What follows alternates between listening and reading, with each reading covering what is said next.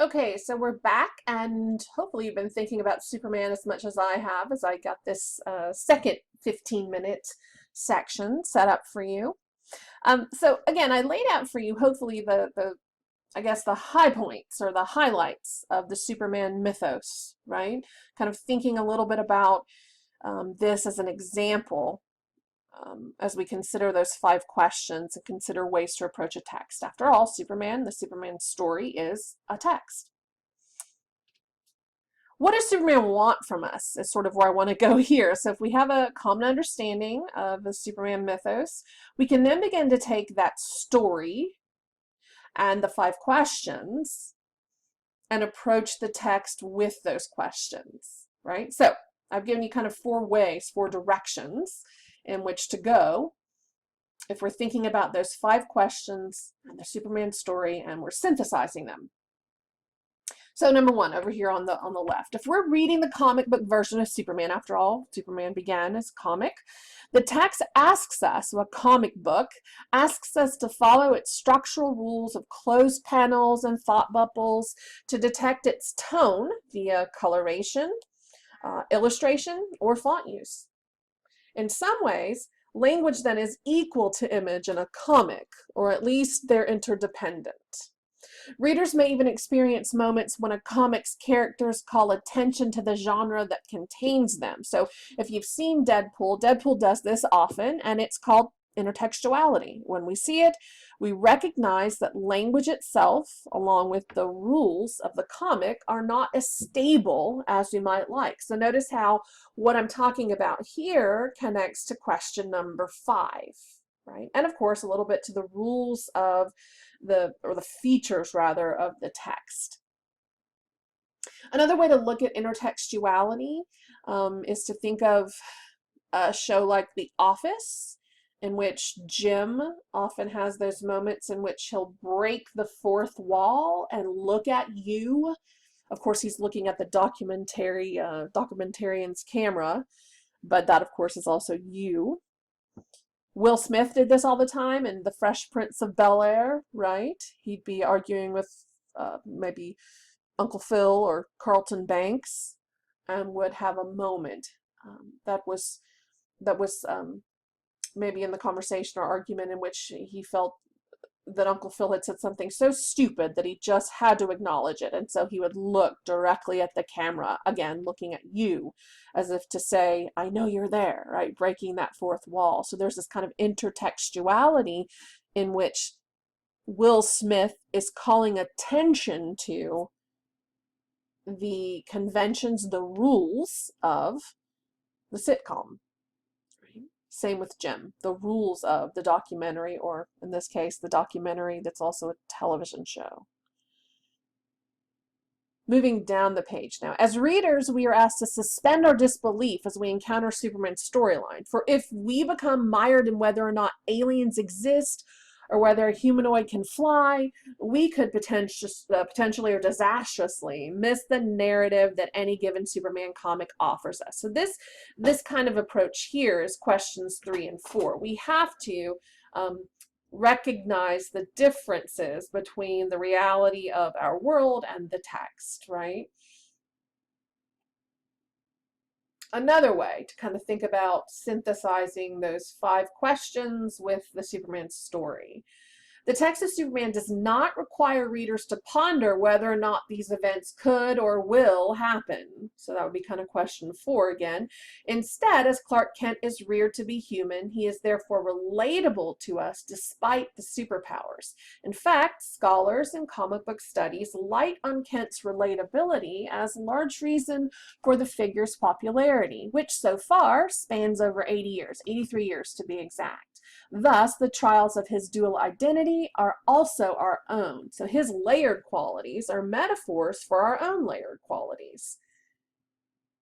So there's moments where Superman is seen ripping off his shirt to kind of expose his the costume below.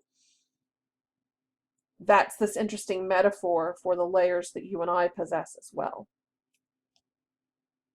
Question 1 and question 4 here are addressed. And the last way to kind of think about synthesizing those 5 questions with the Superman story would be we could focus on several versions of Superman, right? Spanning medium or historical moments. If we did so, we could then enter into study of reasons for villain's origin. We might study why an illustrator depicts Superman in a certain fashion, connecting the choice to a historical occurrence or trend, right? So this would all be in reference to question 2. So seeing the Superman text in accordance with the question of what relation the theory proposes between the text and the author, right? So Smallville was on for 10 seasons, and we got the adolescence of Clark Kent. So we saw a great deal of, I'm assuming, what would have been the Superboy mythos. That show, not coincidentally, was on the CW network. That is, of course, or gears itself towards all of its programming towards adolescence and adolescent growth. So taking Superman's challenges and making them a metaphor for the adolescence challenges were interesting for those directors, right? Thinking a little bit about the different historical portrayals of Superman could also lead us to the study of question 2's concepts.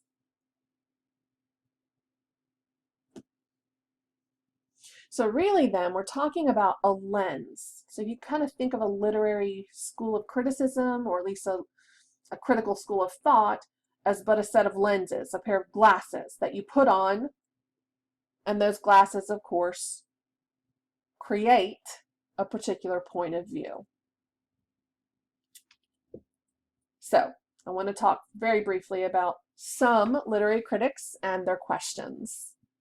There's obviously many more, as that first short chapter points to, but I just wanted to give you an example. These questions, by the way, are drawn directly from that OWL resource that I provided for you. So feminists, a feminist critic is interested in how is the relationship between men and women portrayed? What are power relationships between men and women? So those of you who are incredibly uncomfortable with the way that men treat Isabel, you might really build on that at some point by asking that question. How is power constructed between the men in Isabel's life and her? How are male and female roles defined? And again, this could be historical, this could be social, so class, right? And in the text you just read, race defines male and female roles. What constitutes masculinity and femininity? So again, we're not just talking about sex, but gender here. So that's social development of gender. The psychoanalytic critic really seeks to diagnose quite often using psychoanalytic principles. So that would be the theory, the theoretical principles. How can characters' behavior, the plot lines, images be explained in terms of psychoanalytic concepts? What does the work suggest about the psychological being of its author? And I know there are lots of texts we read and we think that author has to be crazy. But I think that you'd have to take it a little bit more specifically and detailed. You know, what does it mean to have an author who writes a great deal in stream of consciousness? What might a given interpretation of a literary work suggest about the psychological motives of the reader? So notice how we're moving from the text itself, images within the text, structures, to the author, to the reader here. So psychoanalysis allows the critic to focus on any one or all of those. Deconstructionism connects directly back to that question number 5. So notice these questions that a deconstructionist might ask. How does the work undermine or contradict generally accepted truths? How does the author or character omit, change, reconstruct memory and identity?